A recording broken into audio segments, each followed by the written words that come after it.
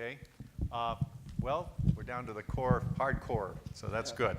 And I was just saying when came up here that we hope the fire has been lit out there, and we want to fan the flames for today. So each one of us is going to make some reflections of today, and then have maybe a little discussion, and I'll open it up to questions. So, Clayton, do you want to get started? I'd be glad to. First, I want to say something on behalf of Sue Swenson and Charlie Lakin, the director of NIDR. Sue was supposed to be here, as we mentioned at the beginning of the day, and she regrets that because of the shutdown, she was unable to come. I can't speak for Sue. I can't speak for NIDR. I'm just a contractor at NIDR. But Charlie did want me to convey to the conference how important NIDR feels what happens here is. So I'm glad to be able to fill Sue's chair in a very small way, but obviously I can't do what Sue would do if she was here, in part because I didn't go to the University of Chicago. I've learned being around Sue that gives you something pretty special. I won't use any Greek or Latin in my comments. So being reflective and thinking about fires, I mean, what a great conference and what great people we've been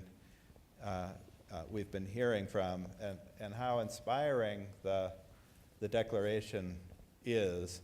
I've got a long list of things I'm going to be doing with it, conferences I'll be going to where I'll be trying to bring the word of the declaration, groups that I'm affiliated with where I'll be communicating it, and I know all of you are going to be doing that same thing, and we'll see how rapidly we can drive the numbers up of people who know of and are really going to commit themselves not only to spreading awareness of the declaration, but really using the declaration as a foundation for moving forward. As it's been said, the declaration really articulates things that already exist. These are rights that already exist. They're rights that have been stated in law, and yet we haven't, as a society, realized these rights in an effective way. So that's the challenge, is to get people to recognize that these rights exist and to act on them. As a technologist, there's a role for technology in doing that as well. Bill presented, as always, a really inspiring vision, getting us to get out ahead of ourselves. But as he keeps telling us, and he's right when you look at the track record, these things aren't that far. They aren't that far away. They seem far away from where we are now, but they're going to be here before we know it. But there is work for all of us to do in making these things happen, and in particular, as Bill said, in making them happen in a way that has meaning for people with cognitive disabilities and people with disabilities generally. So I'm inspired. I'll mention one thing at a lower level that I found particularly thought-provoking. So moving from the really overarching principles, something which seems like it may be a very practical tool to think with, was the comparison that Eliza Varney presented to us between safety and accessibility. So why is it that societally we've arrived at a point where really no one questions the costs associated with making sure that products are safe? So can we use that as an intellectual lever to get us all generally to recognize that accessibility is something that equally is a matter of not inflicting harm on ourselves in what we do in the economy? So that's something in particular I'm looking forward to thinking a lot more about.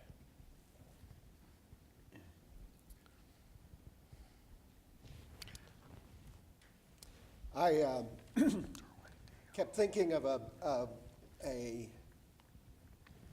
description in a book that was published about 10 years ago, No Pity by Joe Shapiro.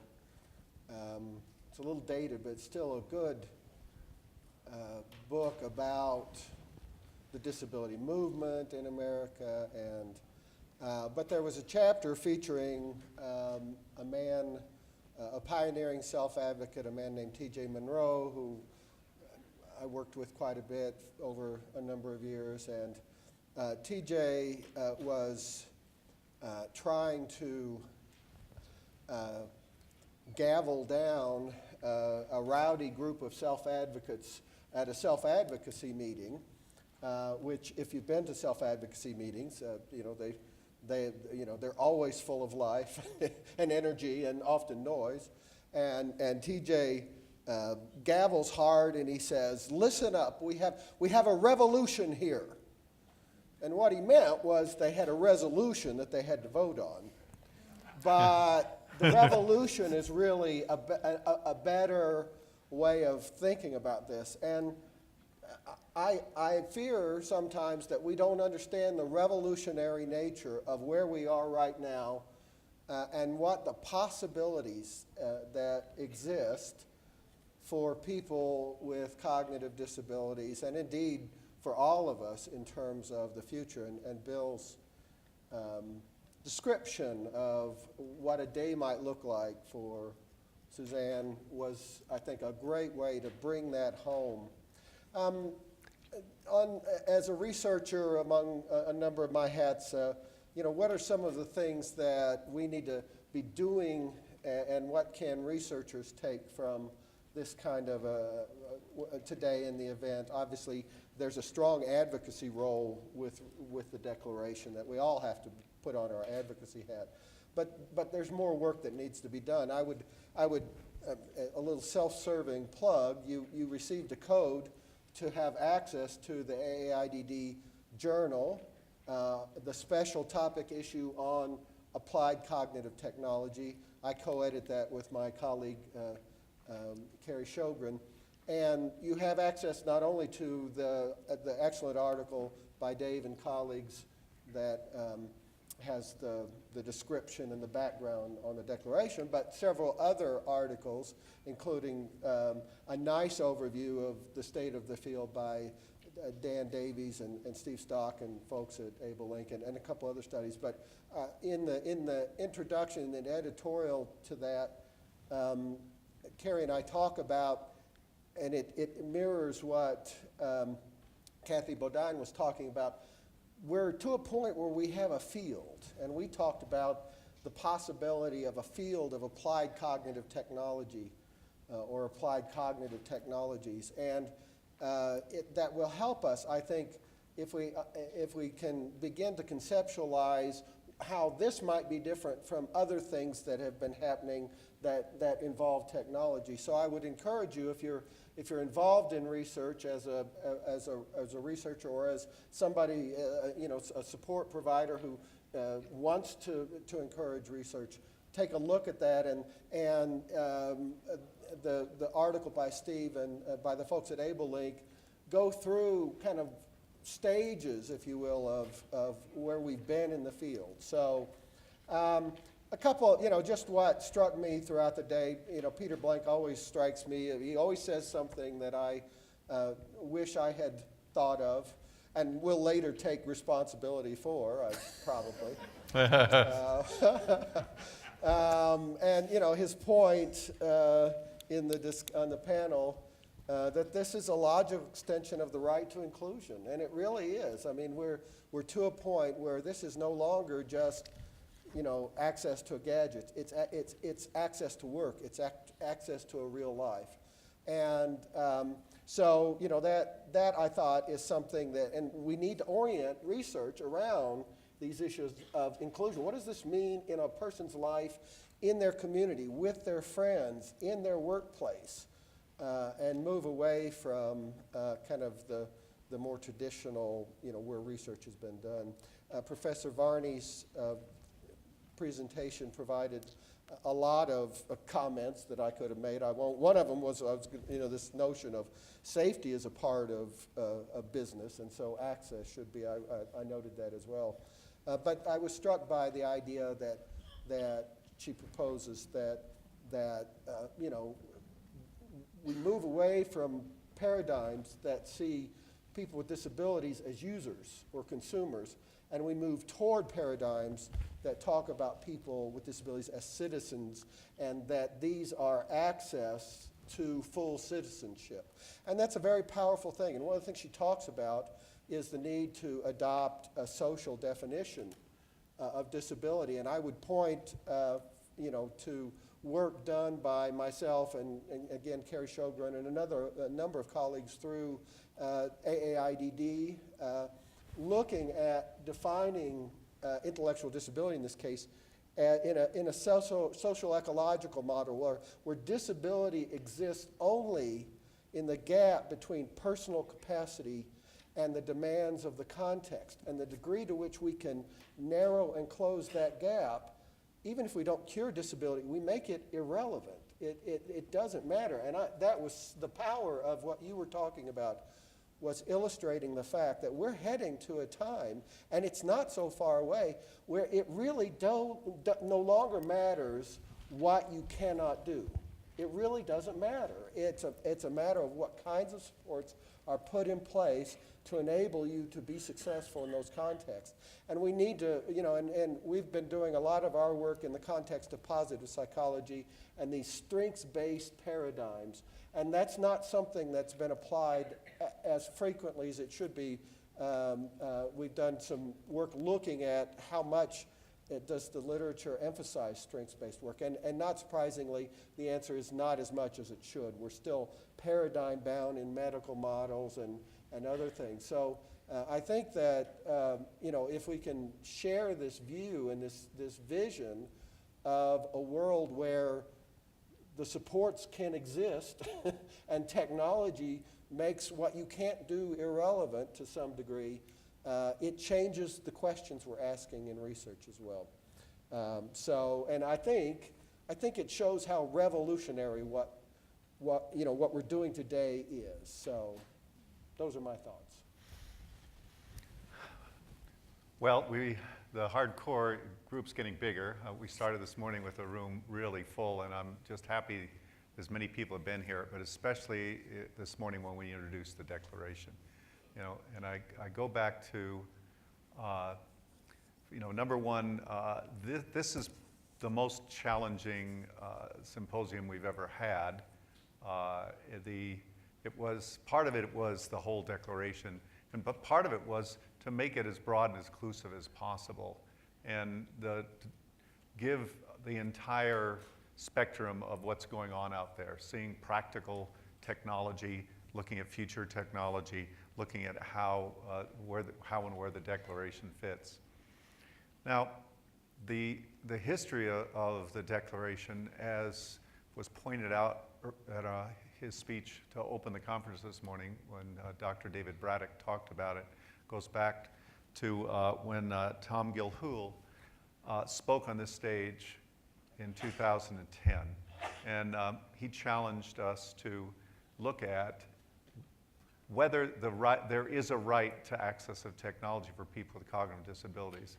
Now, what David didn't mention, if you don't know it, is Tom was the lawyer that actually won the case that gave the right to education.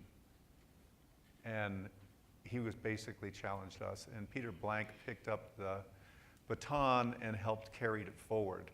Now, in each one of our symposiums for many years, I think Clayton started it probably 8 or 9 years ago, we have at least one workshop the day before. The 2010, we brought in a broad spectrum of folks to the largest workshop I think we ever had. There must have been 50 or 60 people. They ranged from people from companies like Microsoft and Google and Intel to deputy secretaries, assistant secretary level people, from education and from NIH, people from the Federal Communications Commission, people from academia, and we started to frame a little about where we're going. And the whole thing that Clayton got us involved with was looking at this as a holistic viewpoint, where we involve Washington, we involve industry, we involve academia, we involve research, we involve self-advocates, we involve families. And over the last 2 years, well, last year in particular at that workshop, David stood up and talked about the work that had been done to declare the rights to education. And he had been part of that back in the 70s. And he challenged us to say, what can we do? It was amazing because by that time, we had, after 2010, gotten our workshops back down to about 30 people. But most of us, and you've heard from half the people that spoke to you today have been part of that group, and most of them are here, really began to congeal around the idea that the passion and the involvement that went on for the entire last year was just amazing to see. And Shay and Jeff from the Coleman Institute just spent probably half their time coordinating and bringing it together and getting to the point there was a consensus that this was the right thing to do. It was a lot of work, but I hope you sensed this morning and today that this actually can be catalytic, and it's not going to change anything overnight. We hope that we are sitting here fanning the flame for you all to go out and continue to support and get others to support and talk to your organizations, your companies, et cetera, about how they can move forward. Yesterday's workshop was there were 24 of us. It's sort of the core. And what we did is talk about how do we make this effective? How do we make it understood? How do we influence policy? And we came up with a lot of good ideas, but the most interesting point is, number one, there were no presentations. This was nothing more than a three-part workshop. And number two, every person in that room committed to do something tangible and literally said, here's what I or my group are going to do. And it was very impressive because I think people are really committed. Today I think was, that to me was the most interesting part. When we relate this to education, Dan Davies yesterday made a statement that I took and broadened a little bit, that education is the doorway to literacy, and literacy is the path to a better quality of life. Well, I think we have to take that one step farther, especially looking back to what happened with the rights of those with disabilities to education. Technology is the doorway to education and the doorway to a productive and better quality of life. And our efforts to move forward and build a consensus and a momentum that over the next, as Peter said this morning, it's going to take years, it's going to take action on multiple fronts, but to get it that everybody understands and takes it for granted that access has to be, technology and information access has to be a fundamental right that nobody even thinks a second thought about. And I tried to show in my talk, and I probably should have rehearsed it a couple of times more, but that the industry and the economy is going to build all the foundation we need. And it's going to drive costs dramatically down. But if we don't fan these flames and bring this declaration forward and make things happen, as Elizabeth pointed out, more than just as codified in laws, but a true understanding of the societal inclusion, principle-based. If we don't do that, our community is not going to be able to take advantage of those, to have the kind of vision that I talked about. So I'm really just being the recruiter and saying, join me in this war. So that's my viewpoint. Do you have any comments or follow-ons before we open to questions? Yeah. So you mentioned the importance of of involving many different parties in we could call the movement. And you mentioned industry, and in the language that Eliza Varney used, those are market players. And she noted, and I think we all understand, that there can be some difficulties there. So when market players look at the world in strictly market terms, they don't necessarily see the opportunities that inspire us. And a parallel occurs to me. I don't know how many of you out there have read Robert Caro's biography of LBJ. I'm 4 volumes in, and I can't wait for the next volume to come out. It's literally at the top of my list of great books that I've ever read, and just one of many things in there is the story of rural electrification, which I think has some parallels here. So there was a time when the electric power industry did not think that, well, they made the judgment that it wasn't worth their while to provide electricity in rural areas, because they looked at how farmers lived and they didn't use any electricity because they didn't have it. And so Catch-22. the projection was that there wasn't any market there, believe it or not. Okay, well, our society didn't accept that. It didn't accept that we would be a two-class society, those who lived in urban areas who could have electricity with all the benefits that that delivered, and people who lived other places who couldn't have it. In this case, actually, it was very much against not only the non-cooperation, but active resistance of the electric power industry. But the lines were laid, power was developed, and then it emerged, hey, there was really a terrific market there. So that's a lesson that, market players don't find it easy to take the long view. So a challenge for all of us is to help those market players that we hope are going to be involved here to really see what the potential is and to play a positive role. Because none of us should be under any illusion that what we're talking about here can really be successful without them. It can't. So we've got to find ways to involve them. So any of you that can play a role in helping to bring that participation about on whatever terms, some of the discussion at the workshop last night was, how can we recognize that some market players will not find it easy or possible to sort of sign up for what we're talking about? Are there other ways that they can participate and support what's going on? I think that's a key area for us. I would second that. I participated, the 2004 reauthorization of the Individuals with Disabilities Education Act has standards, the National Instructional Materials Accessibility Standards, called NIMAS, that describe how publishers who sell instructional materials, texts, and other materials to school districts must provide a format and electronic, these were XML codes, I think is what the code was. But it was a contentious process that brought together publishers and disability advocates, particularly people with visual impairments, and then I represented the world of cognitive disability.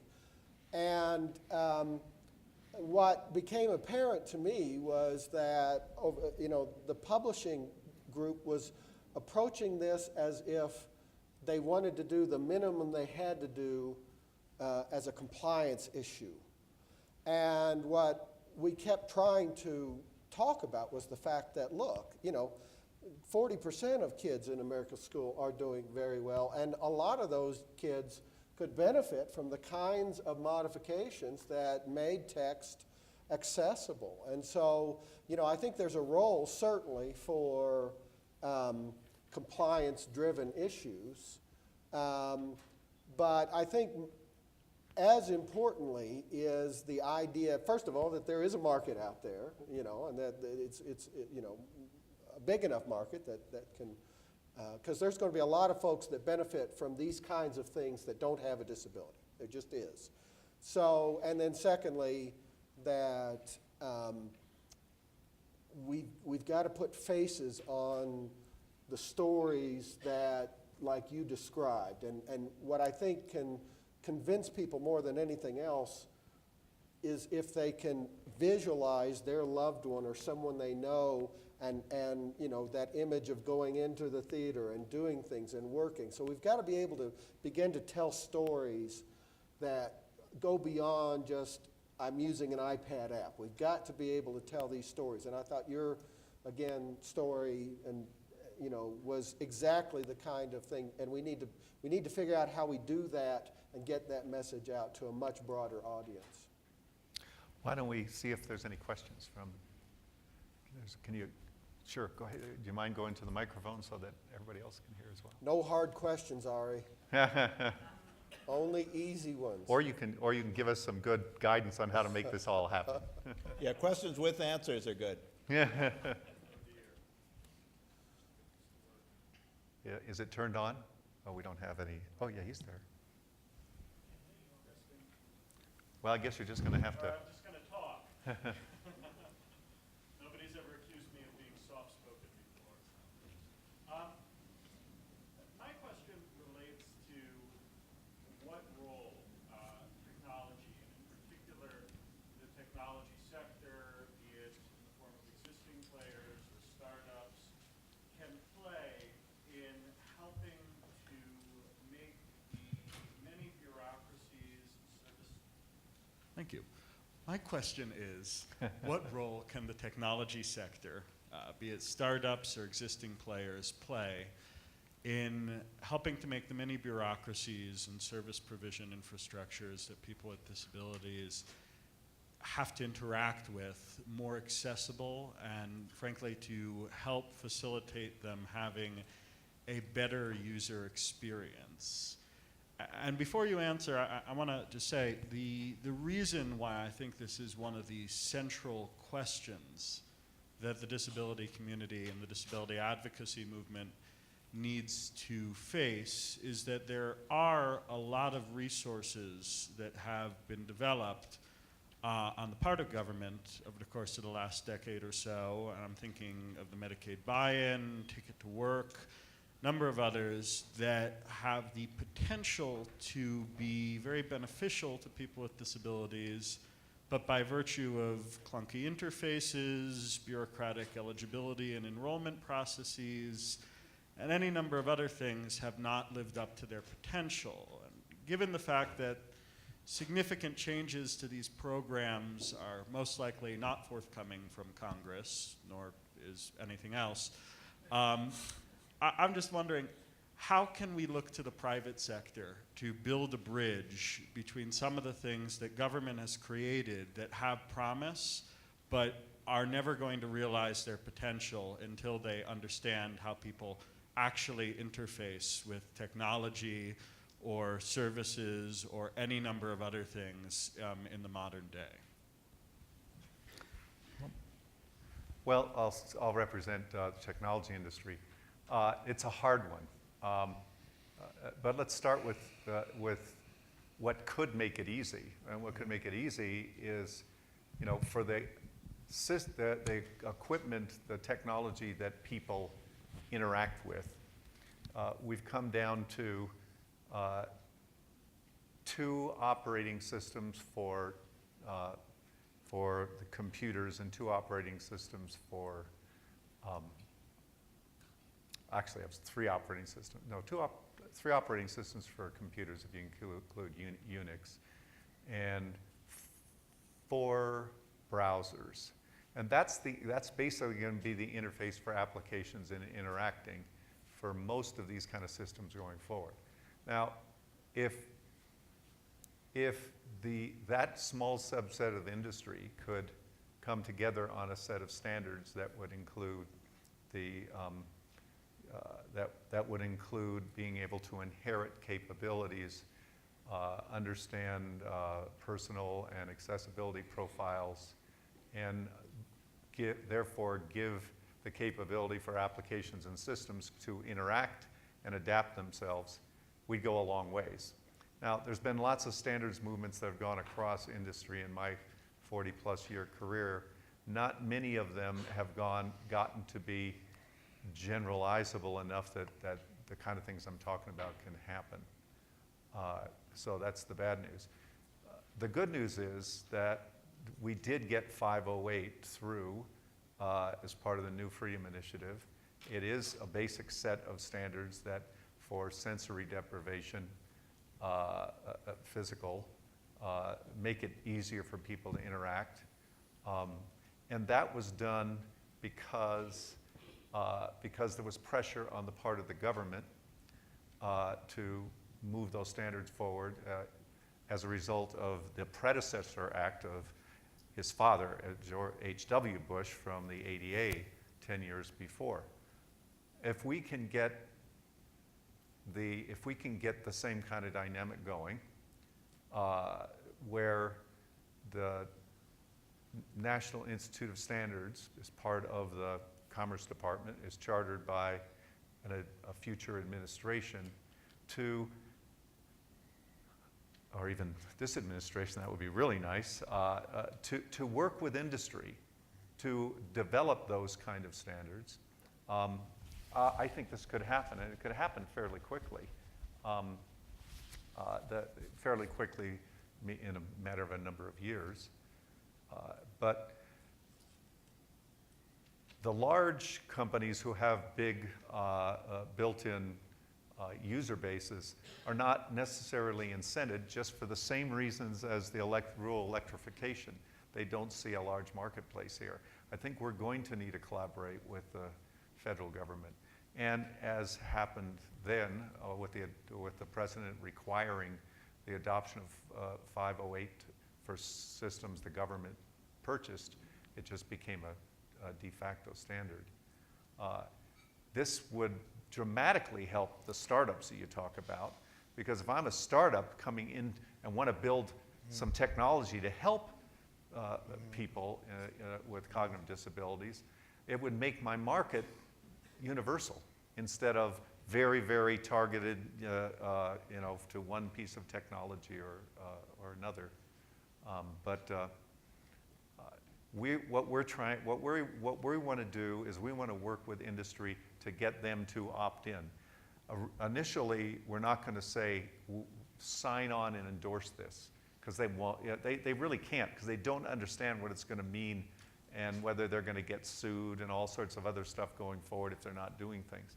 But if we can get them to endorse the principles behind it and to participate in this special interest group to help us help them define what it is that they could do, we might be able to start inching them towards the, down the field or into first base or whatever analogy you want to use. Do you want? So picking up on that, something that I'm pretty sure was blown away by the shutdown, although I haven't actually checked, but something that was supposed to happen, I believe, yesterday and today at NIST was a meeting of a set of public-private partnerships that NIST organizes around cloud computing. This particular one was around the intersection of cloud and mobility, and for the first time at one of these big events, there was going to be a sub-working group talking about accessibility issues. And there's some kind of good news around the confluence of some of these issues. So part of the significance of the enormous rise in popularity and use of mobile platforms is that almost anybody who's providing content or services of any kind now can't assume that their consumers are all or mostly using some particular screen size. You may wonder who cares about that, but I'll get there. So some of your users, you got to recognize, are going to be on relatively large screen devices, but lots of them are going to be on small screen devices. That forces you to do what computer scientists call implementing the separation of content and presentation. So you've got to separate what you're trying to say from how you're going to say it. Because in one case, you've got to get it so that you can say it on a big screen and you can say it on a small screen, and you all know that you can't say it the same way. You can't have a tiny little screen in the middle of the big screen and make that work. Or you can't make people scroll around the tiny screen to get out the big screen. You've got to actually have a way of modifying the presentation of that same content to fit different presentations. The technology needed to do that is the technology that you need more generally to change the presentation of the same content, and that's what accessibility is very largely about, including cognitive accessibility. So all the market steam, and it's very big, that's behind making mobility work properly, which really means making a particular kind of configurability work properly, that does a lot of the work that we need to do. So NIDR is National Institute on Disability and Rehabilitation Research is partnering in a modest way with NIST to bring these issues into that conversation, so that the movement that Bill is talking about is starting on a small way. There's way more there's way more to be done. I wanted to mention something else. Some of you may know about the VA Blue Button health record system. It has more to it than that. For simplicity, think of it as a health record system. It's different in the way it works from other such systems in a way that's parallel to the point I was trying to make. So Blue Button, as provided by the VA, produces what's called a plain text dump. So picture a telephone book, something like that. When I first heard about this, I thought, what sort of Neanderthal production is this? Who would ever want to look at reams of plain text? Well, I was missing the point until somebody explained it to me. The point isn't that the VA thinks anybody's going to read that telephone book. The point is, plain text is easy for people to write programs to consume it and put it into a usable form. So rather than the VA saying, here's how you have to see your medical records, they're saying, here are your medical records in a form that lots of people can write programs to present it to you in ways that work for you. Okay? And in fact, that's happening to some extent. So the good news is that opens the way for very inclusive clients for services like that. And I should comment that the VA is a convenient early example, but there's reason to think under various open government initiatives that more and more agencies are going to be doing more and more things in this way. So rather than trying to craft some presentation, which even with 508 sadly is usually none too accessible, rather than taking that route, they're going to say, look, we're going to put the data out there, and we're going to let the ecosystem come up with ways for people to consume it. The good news is it makes inclusion possible. The bad news is it doesn't guarantee it.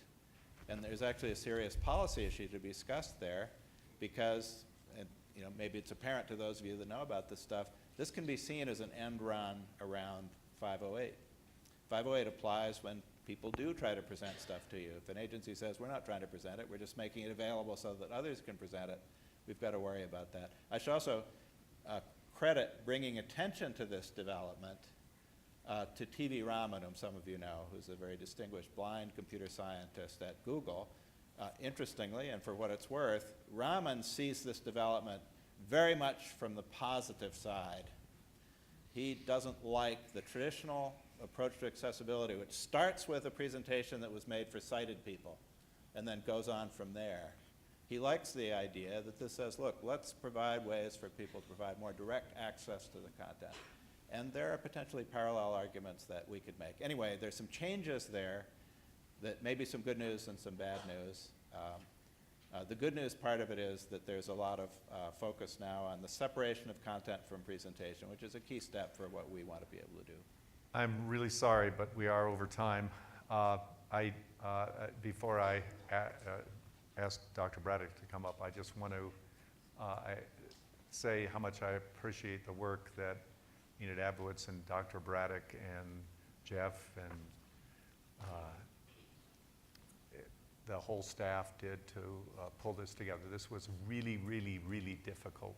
It was, we had, along with the floods in between and due to an unfortunate death in her family, we lost our administrative support. So I think we owe them all a big hand of applause.